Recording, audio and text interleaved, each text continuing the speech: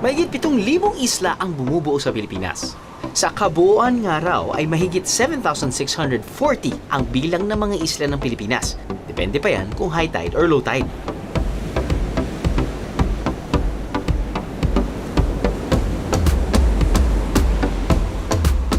Ilan sa pinakakilalang isla sa buong mundo ay matatagpuan sa Palawan. Ilang beses na rin itong tinanghal na World's Best Island. At dito matatagpuan ang destinasyon natin ngayong gabi, Coron.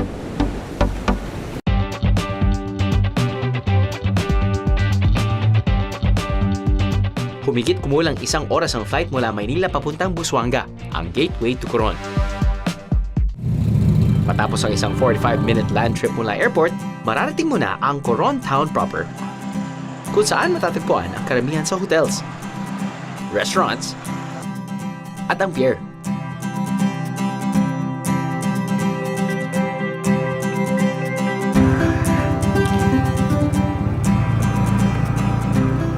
Mula sa pier, marami ng tour companies at boat operators na makapagdadala sa inyo sa iba't ibang lugar at isla sa Coron.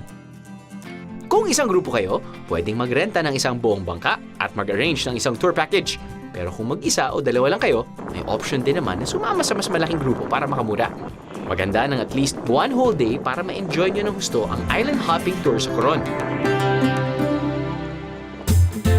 Kung magiging mabait kayo sa bangkero at guide nyo, baka dalhin pa nila kayo sa mga lugar na hindi masyadong napupuntahan ng ibang biyero. O kaya naman ay iiwas nila kayo sa mga oras o lugar na siguradong masikip dahil sa dami ng mga bisita. Ang ilan sa pwede nyong madiskubre ay mga secret lagoon sa iba't ibang isla sa palibot ng Coron. Dahil hindi pa ganun kasikat ang ibang lagoons dito, may iba't iba silang bansag, tulad ng Hidden Lagoon, Secret Lagoon, Diwata Lagoon, at Wishing Lagoon.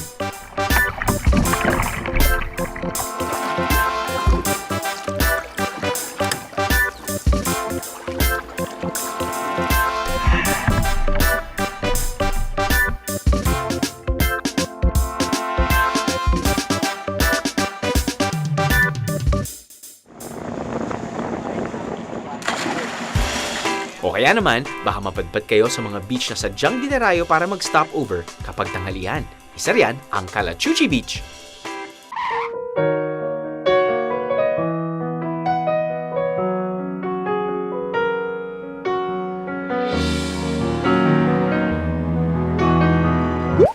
Baka nag-aantay kayo ng lyrics sa TV nyo. Hindi to video, okay? Ito ay Calachuchi. And Calachuchi is in season, which means Calachuchi Beach is open. That's right.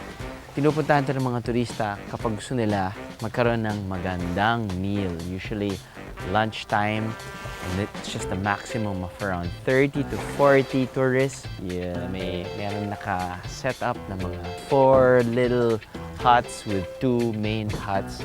And then sa taas, makikita nyo Calachuchi trees. And now, because it's in season, from afar, a few hundred meters away, approaching the Calachuchi Beach, sabi mo, okay ah. Naisip ko kagad parang cherry blossoms ng Japan. There you go. Coron has their own version. Calachuchi blossom naman. Ayos. But they're very strict na, okay dyan. Kasi kung minsan, siyempre, alam naman natin, Coron, medyo wild na pagdating sa turista, local and foreign. So at least they limit the number of tourists here para at least na ma-maximize pa rin nila yung kagandahan ng beach. Alright, let's set up lunch.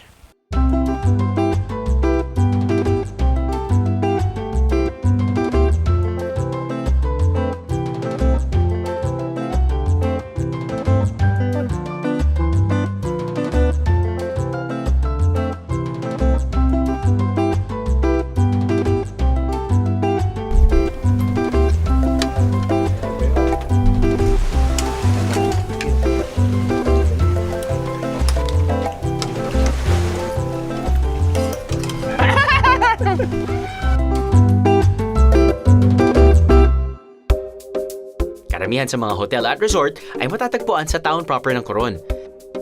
Pero ang tinuluyan namin ay malayo sa ingay ng mga tricycle at party places ng town proper. Napalilibutan ito ng tubig at mararating sa loob ng 15 minutong pamamangka.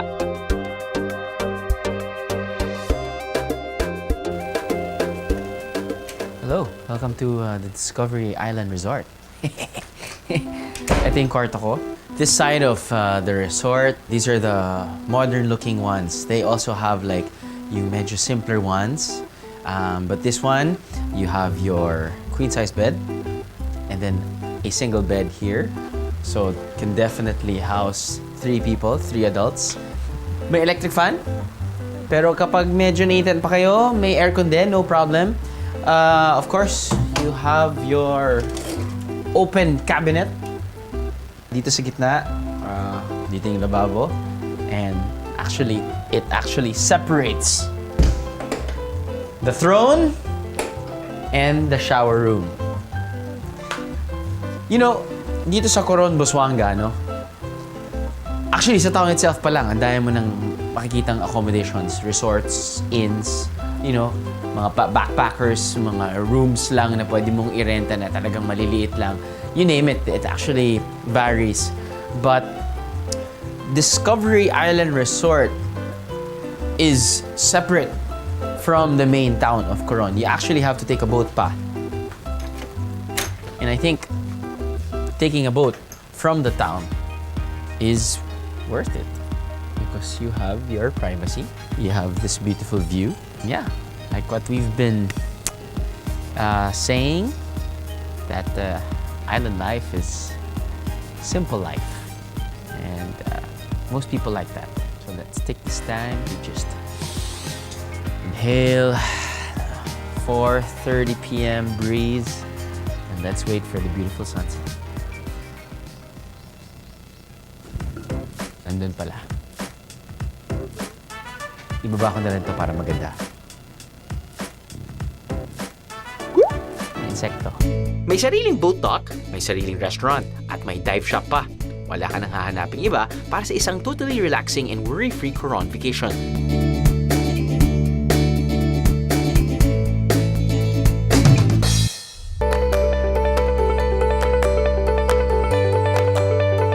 Matatagpuan sa dulong hilagang bahagi ng Palawan ang bayan ng Coron. Kabilang ito sa Calamyanes Group of Islands.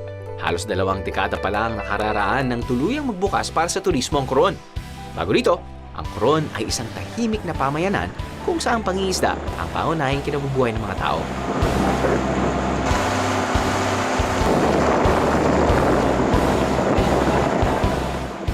Ang mga naunang nanirahan daw sa Coron ay ang mga Tagbanwa, na hanggang ngayon ay nananatili sa mga isla dito.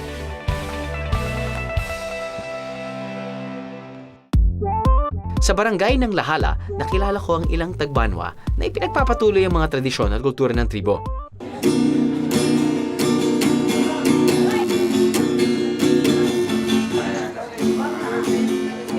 Tinutugtog mo ay makaluma na yan, matagal na yan? Matagal na po. Matagal na po yan.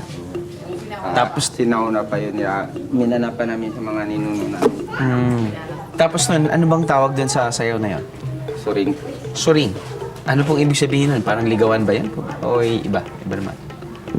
Iba naman po yun kasi kasayan po namin yun. Sayahan lang. Opo. Parang ibon si kuya. Para rin po siya. Parang siyang bird. Oo. Pero ano po yun? Matagal na rin yung dance move na yun. Matagal na rin. And usually, dalawa lang po yung ganon, nagsumasayo o marami pong... Hindi po, dalawa lang. Dalawa lang talaga. Okay. Ano pong ibig sabihin nun? Yung sayo nila? Kasi sinasayaw po namin yun kung may kasal ba sa amin. Basta't special na okasyon, meron pong sayo na ganon, sorry. Sorry. Usually, mga ilang minuto lang, nasasaktan na po yung kamay mo. Sakit kasi daliri. Ang sakit sa daliri. Opo.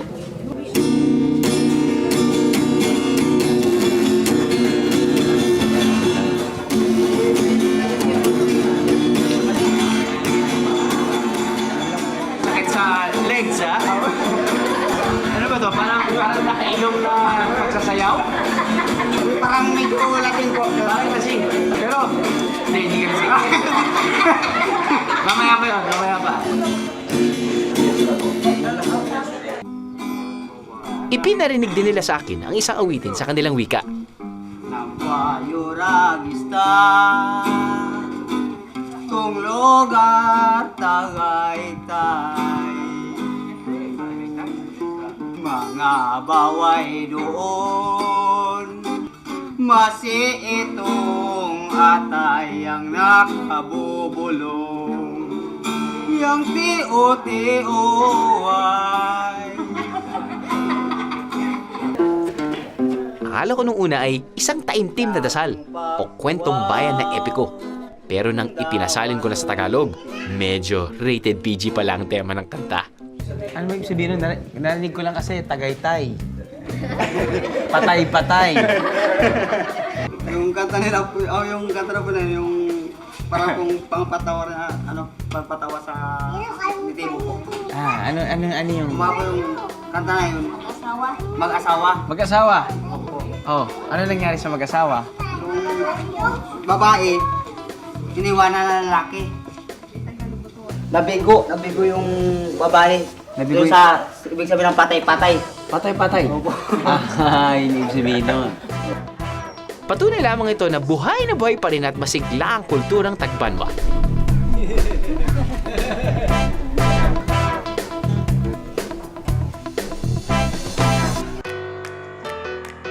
Bukod sa kultura, patuloy pa rin syempre ang pangingisda ng mga Tagbanwa.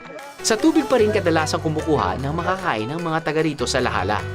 Sa paligid ng isla, nakukuha rin ng isang uri ng shellfish na karaniwang kinakain dito, ang sikat-sikat.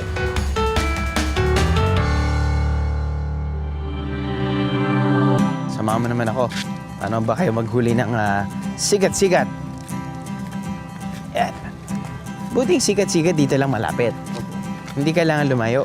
Ayun, nasa malayo. Nasa malayo din ba? Ano yan? Pag mas malapit po ba dito, mas maliit? Pare-pareho lang. May oras ba sa araw na lumalabas sila? Anong oras yun? Yung mga tanghali, minsan umaga. Tanghali o umaga? Nakaganyan. Ito lang po nakikita. Ito po nakabaon to. Nakabaon. Minsan makikita mo nagalakad ng ganyan, yung daan niya na lang nakikita mo. Pero madali lang naman siyang huliin dahil hindi naman siya mabilis. Hindi naman siya parang isda na biglang phew! Pero buhay pa ba to? Hindi. Shell. Buhay yan. Hindi lang makita yung laman. Hindi lang kita yung laman. Tapos so pag nanghuli kayo, nakakailan ho kayo? Minsan 10 balot, 20. So madami din. Hindi siya gumagalaw. Siguro natatakot pa kapag ano. Ngayon katulad yun, lumalabas yung kanyang hila. Kasi nakikita ko lang ito kapag luto na eh. Tapos nun, magkano bentahan nyo kada kilo? Hindi po kilo. Kada piraso? Balot. Balot. Isang balot, magkano kadami yun? Mga 20 kara. Mga 30 pesos. mga 30.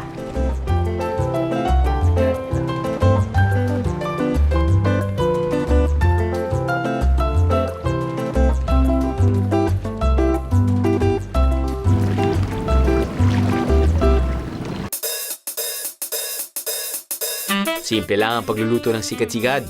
Ginigisa lamang ang luya, bawang, sibuyas, at ibang sangkap. Lalagyan ng tubig at hihintayin kumulo. Sa kumukulong tubig, inilalagay ang sikat-sikat para mabilis maluto at hindi kumunat o tumigas ang laman nito. Ilang minuto lang ay pwede na itong kainin.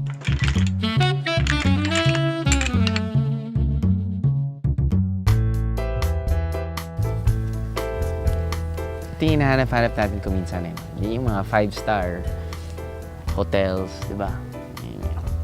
Yung hindi yung mga maraming buildings, hindi yung sobrang komportable dahil naka-air condition. Minsan yung hinahanap mo yung simple island life.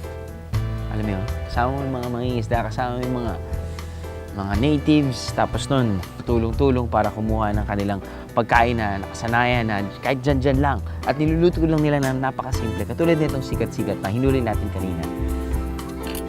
Pinakuluan lang para matanggal yung lansa. Yun, no? Ayos ba? Alam mo, naalala ko nung first time kong kinain to eh. Tapos, in the past. Naalala ko to dahil yung first, yung pagkaluto yata niya eh, medyo, gata. Actually, ganun naman yun, pinapakuluan or gata. Pero ito parang ano lang, pinakuluan lang na parang, ano ba tawag dito? Tinola, parang ganyan nilagyan ng luya para matanggal yung lansa. Pero, yan, tingnan natin siya. Hawakan natin siya dito.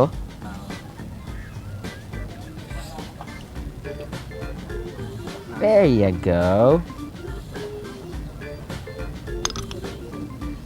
Yan. Natanggal to. Ito. Yan. Ito. Yan. Medyo nga slimy pa siya. Parang siyang, ito yata siya niluto. Dahil luto na.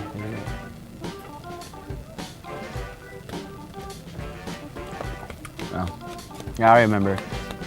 Very similar sa texture ng squid. Pero, ang lasa niya, yung lasa ng steamed crabs.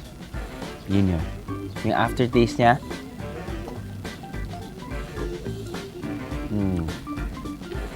it's pretty good. It's actually pretty good. Parang yung claw ng crab, binuksan mo, yun yun.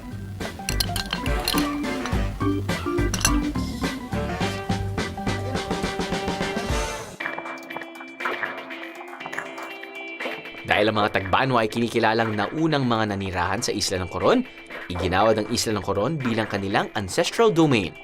Ibig sabihin, ang mga Tagbanwa na ang legal na nagmamay-ari at namamalakad sa buong isla at sa tubig sa loob at paligid nito.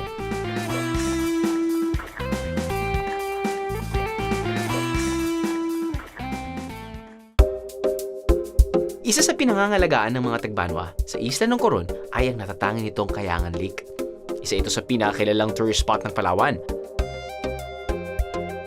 Dito rin matatagpuan ang isa sa iconic views ng Palawan na nakikita sa mga postcard. Isa sa mga must-do o hindi dapat palampasin ang pagbisita sa Kayangan Lake. Ang tubig dito ay magkahalong tubig tabang at tubig alat o tinatawag na brackish water.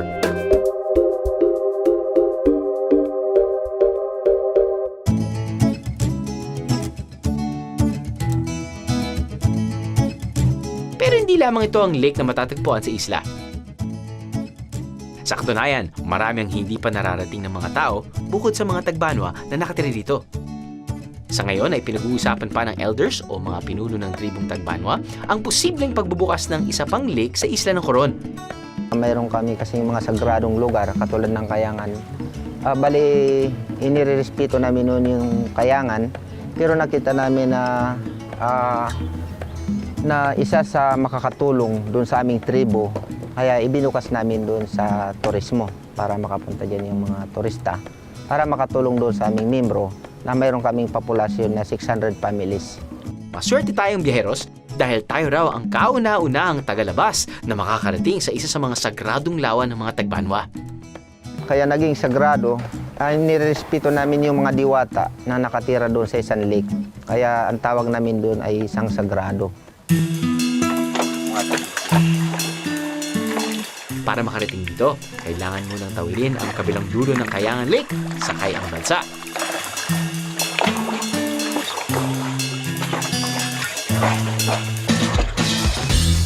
Kapag nakarating sa Pampang, trekking naman. Dahil wala pang ang tagalabas na pumapasok sa lugar, kailangan pang magtabas o gumawa ng trail na aming dadanan.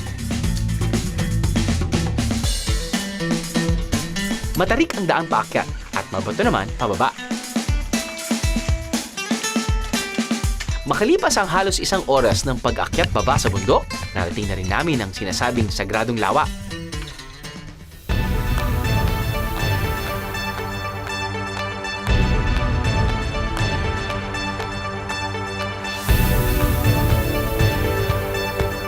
Ang tubig nito kasing linaw ng sa Kayangan Lake pero hindi ito maalat. Malamig. Tapos, sobrang linaw yung tubig. Kaya lang pag lumoy ka banda ro, para kang may wet belt na pababa ka. Pero siguro tabang yung tubig. Malaki yung Kayangan, pero mas maganda ito kasi maraming tawag sa amin ay lumboy. Duwat po sa Tagalog. Duhat.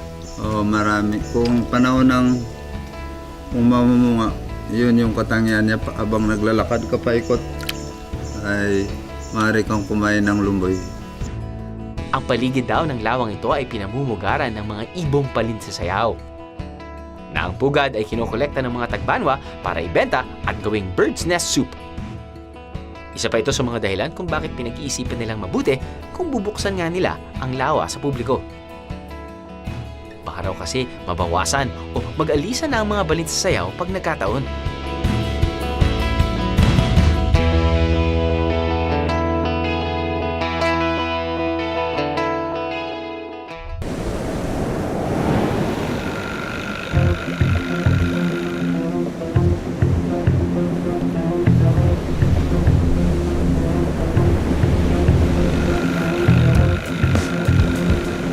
Bukod sa island hopping, isa sa mga dahilan kung bakit dinarayo ang Coron ay ang natatanging nitong dive spots.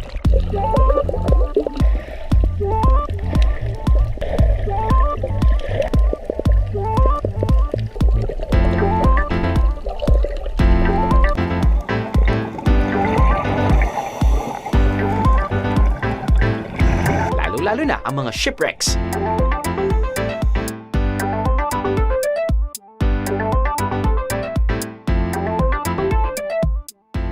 Alright, good morning mga bihero. Nandito tayo ngayon sa one of the 6 wreck dive sites dito sa area na to. It's called East Tangat. It's not the name of the boat, but pinangalan siyang East Tangat dahil this is Tangat Island and it's east of Tangat Island. I'm just gonna do free diving because this is my second day and I'm gonna be flying out, so bawal ako mag-scuba dive, but syempre yung mga kasamahan ko mag-scuba dive. But okay lang yan kahit mag-free dive ako because as you can see, actually, bird's eye view, just like probably 3 meters, kitang-kita na yung visibility, yung mismong dulo ng East Tangat, which is the wreck. So yeah, let's try to maximize this free dive. Let's go!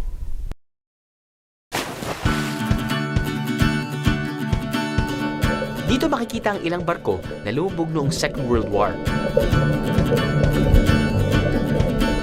Ang Coron daw kasi ang napiling daungan ng mga barkong ito noon dahil tago ito at napalilibutan ng mga isla.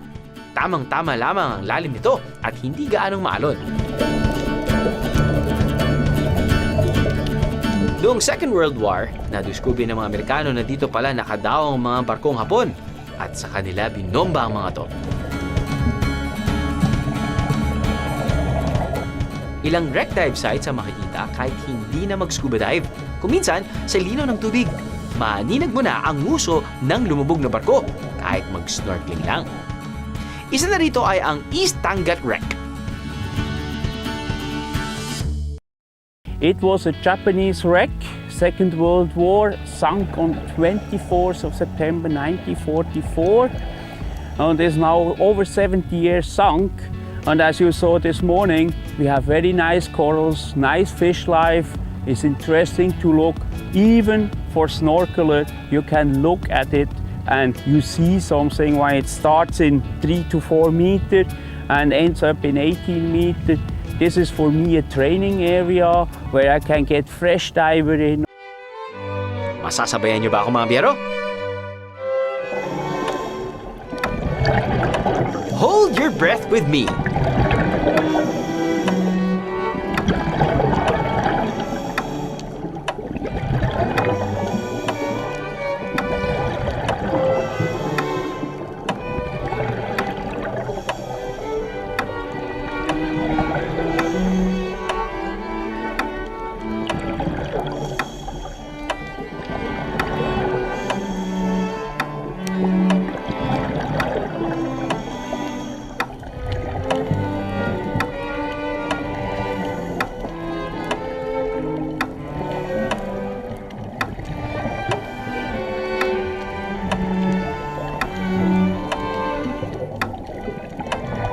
Kaya pa? Dapat laging game, biyeros!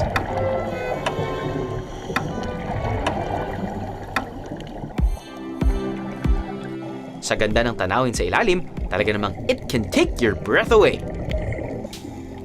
I guess this is one of the more interesting wreck dive experiences na experience natin, no? I think it's my first time to do wreck diving na free diving lang. It's totally different experience if you're in scuba gear. As you can see, our other cameraman went inside with the GoPro, and then wow, I saw the footage now, and it's really nice. So as much as possible, it's definitely better for you to do scuba diving here in the wreck dives here in Coron. One, the water is clear with the sun, you know, piercing through the water. It's very, very beautiful. But then again, if you're free diving, you get also this really nice sensation. It's silent. You don't hear the bubbles. It's serene. It's you know, you feel that classical music is playing, and it's also a really great experience. And come to think of it, that's only one of the 6 wreck dives that you can experience. So right now it's probably around what, 10:30, 11 o'clock maybe? 10:30. You see fellow tourists now snorkeling, scuba diving. Of course, traffic is there, but at least visibility is, I think, should be brighter.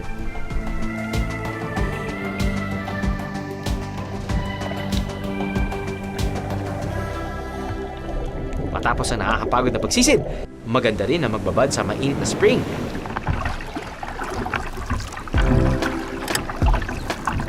Isang nakatagong hot spring ang itinuro sa amin ng aming guides, ang Sangat Hot Spring. Isa itong privately owned spring na may kahirapan makita dahil hindi alam ng nakararami. Kaya itanong nyo na lang sa bangkero nyo kung alam nila itong puntahan. Secret kasi, di ba? Akalain nyo naka-jackpot pa tayo ng mga bagong pwedeng puntahan dito sa Coron. No? I mean, parati namin sinasabi na, okay, we're here for the nth time. Ano naman kaya ang bago na i-feature natin? No? Hindi nga talaga sila nauubusan. Just, of course, you know, we brought in a big boat. That's why we had to dock it like a few hundred meters no, from the shore. And then, ako, nag-kayak. Pero sa mga taong walang kayak, walang problema naman dahil may mga iba sa amin. Naglakad na lang, lumangoy ng konti pero hindi masyado malalim. No? Ang nakakatawa dyan, malapit na malapit ka na sa mga mangroves. Kung mararamdaman mo naman yan dahil nga syempre naglalakad ka. Medyo uminit yung tubig. Lo and behold, pagpapasok ka pa, meron silang entrance dito sa mangrove. Pasok ka pa, konting zigzag, konting imagination na may crocodile, pero wala naman. Pupuntahan mo na to. It's actually a man-made mini pool or mini jacuzzi. That's very warm. It's their hot spring actually. Just one of the dito around the neighboring islands of Coron. And it's actually very intimate. Very romantic. But it can probably house, I don't know, 10. Easy. Maybe 20. But syempre, mas maganda pa rin pag konting tao. But, yeah. Galing. Off to the next hot spring.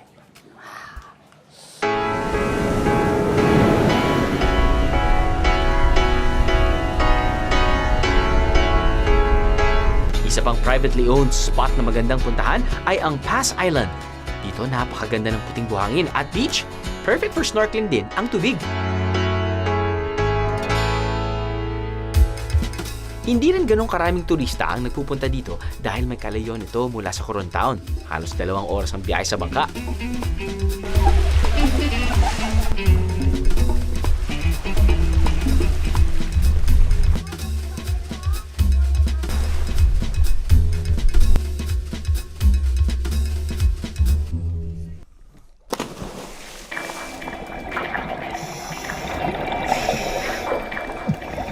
Kung hindi pa kayo nagsasawa sa ilalim ng dagat, hindi rin magsasawa ang Coron na magpakita sa inyo ng kagandahang dito mo lang masisilayan.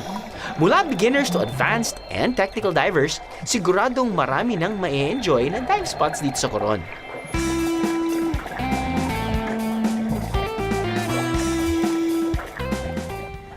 The second one that we went to is Kogyo Maru. This ship is approximately 156 meters long. It lies 34 meters on the seabed, and the top of the wreck is for all diver actually. The wreck, what we saw, is also very nice with corals on the top. We have a lot of fish life on it, and also for the one what is a little bit more experienced, we can go into this wreck and show him how inside from this wreck it looked like. It's most likely for more experienced diver. But we can also accommodate the beginner. We help them to get in this wreck environment into it and help them how to navigate through that whole stuff. Some don't like it. They like only the outside for fish and corals, and other ones, they like it more inside, as darker, as better, and we can help them as well.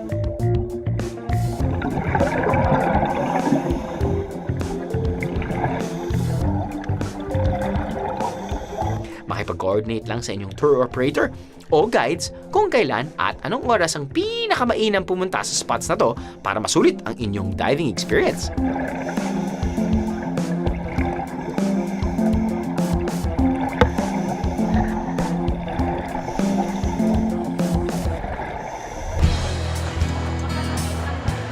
Para makarating sa Coron, may flights ang Philippine Airlines mula sa Maynila, Cebu at Clark araw-araw. Anytime, pwede nyo nang matuklasan ang mga sikreto ng Coron.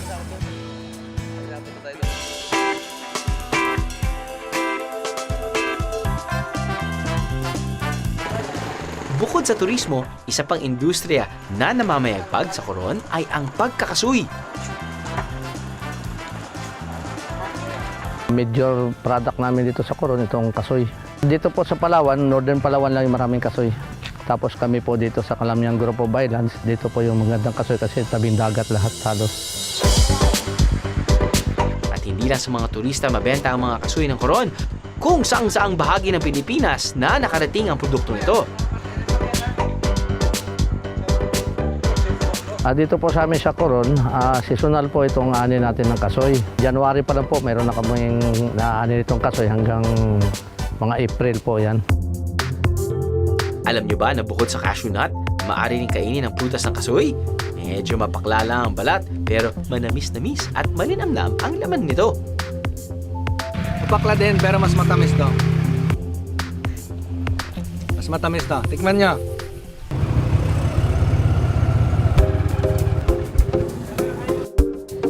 Siyempre, sa pagdami ng mga turistang dumarayo sa Coron, kasabay nito ang pagdami ng mga matutuluyan at makakainan.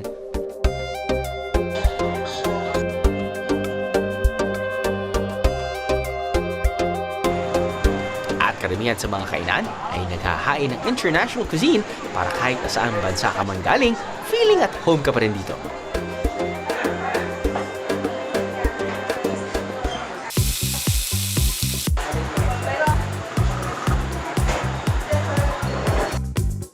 You've been living here for how long now? In Coron's just over 7 years now. Just over 7 years now. And you fell in love with the place? Well, I fell in love with Coron, but I fell in love with the Philippines since the first visit in 1984, Right. 3 or 4. So, but Coron's absolutely beautiful. I love living here and I love working with the people here. And then you married a Filipina. Absolutely, they're the best. Who's running the kitchen? Yes, my wife Blue Moon. runs everything at Blue Moon here. She's Bicolana. Right. She's a fantastic chef. The Bicol Express is absolutely superb. My favorite cuisine is from Bicol. Yeah? All the, coconut milk Yes, dishes, and you all got the spices. spices and the chilies. Right, Yeah. right.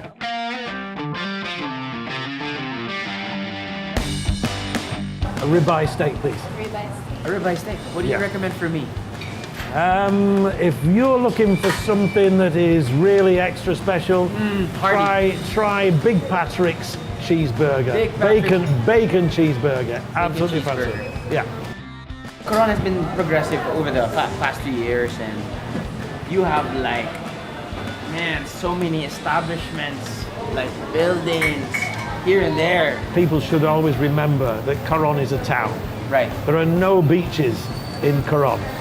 Some people come here with the view that there should be beaches right in front of the hotels. Right. Coron is a mangrove area, but it's a gateway to some of the most beautiful places in the Philippines. We're still a small town. It's growing very fast. It still has a lot of its own charm. There are no chain restaurants in Coron. Everything is run by individual families at the moment. So it's unique. Every restaurant has its own flavor and it's unique. And you're exploring, you know, every time you go out. How do you see Coron in 5 years? It frightens me. It's growing fast. It's growing fast. I hope it can be, you know, grow sensibly. I know that there's a lot of people in Coron want to see it grow sensibly. I'll see there be an expansion out of town, which will be good, rather than trying to keep, you know, to over-explode the town itself. So we know where the market's going to be. It's going to be about 4 kilometers out of town. We know where the new developments are, so the town itself hopefully will stay small, which will still give it that quaint appearance and the nice place to get on the small boats every morning for going out to the islands and to see the local places. Yeah. It's funny because, you know, this is our, what, 4th or 5th time to feature Coron, Busuanga and the neighboring islands. And we keep on coming back because we still have a lot to feature. Yes. This place is so beautiful, beautiful. Yes, and you haven't got out to Busuanga, and then Culion itself is beautiful, and then Linapacan. There's some jewels out there as well. Are you gonna be staying here all your life already? Do you see yourself staying here? I do 9 months in the Philippines, 3 months I go back to England. There you go. There's a rainy season here, which is which is extremely wet.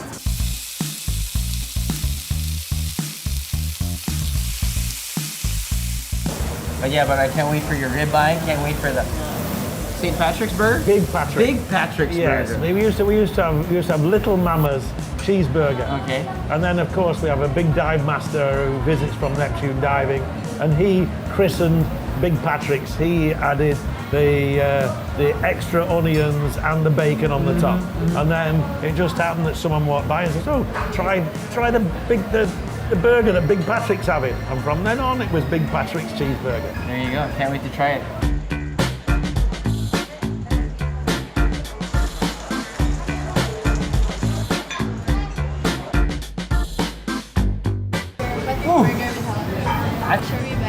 Thank you. Of course, you know, you have to start with the fries first. Steak is flown in fresh. This is flown in fresh from the US. It's not frozen. It comes in, and we fry it the same day from Manila into Coron. No way. It's pretty good. It's very juicy. Big Patrick's burger. You have this, like, man, this is like what? How many grams? 150 grams. 150 grams. A third of a pound. Third of a pound. It's thick, it's juicy, it's succulent. You've got like strips of bacon on top. I think you've got mozzarella, you've got onions. And pretty much that's what we need. We keep the salad on the side.